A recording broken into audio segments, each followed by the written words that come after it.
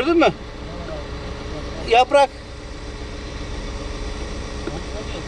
Tabii. Tevfik. Bana uzun kaka bunu ver bana çabuk.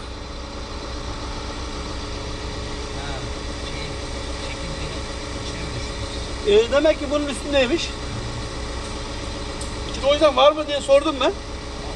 Ses gelmiyordu yani. Yo, ben de bilmiyorum ya. O yüzden sormak zorundaydım da.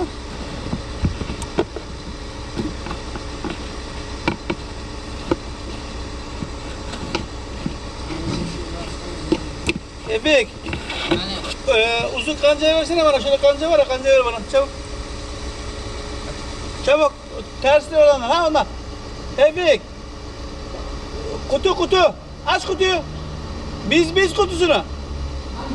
Ters biz verse ters biz. Ters olanı.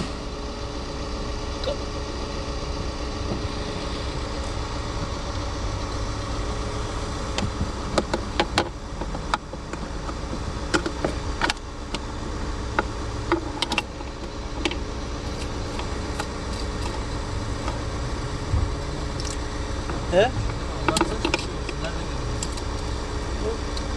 Kamera var bizde canım.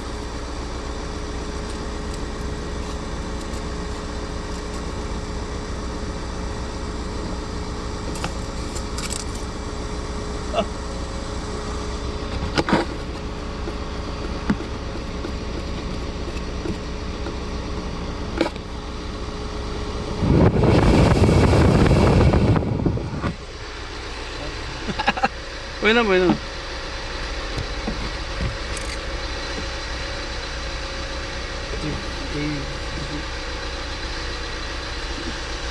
Eğer onun kenarlarını almamış olsaydım bu sıkı sıkıya geçiyor. Bu sefer yamuluyor.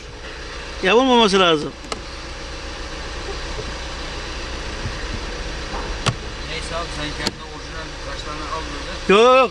Arabanın orijinal sipariş çektim zaten canım. Ondan sonra bakıma sana geleceğiz yani. Benzinlerin elimde, dizellerin çok var elimde. Bu da dizeli zaten taktım. Polen. Polen o kadar önemli değil, biliyor musun? Ama filtre önemli. Hava filtresi. Bu önemli değil. Bu sonuçta hepsi aynı. Boyutları farklı. Boyutları kestim mi tamam. Buyurun beyefendi bu nasıl? Parmağına. Allah razı olsun.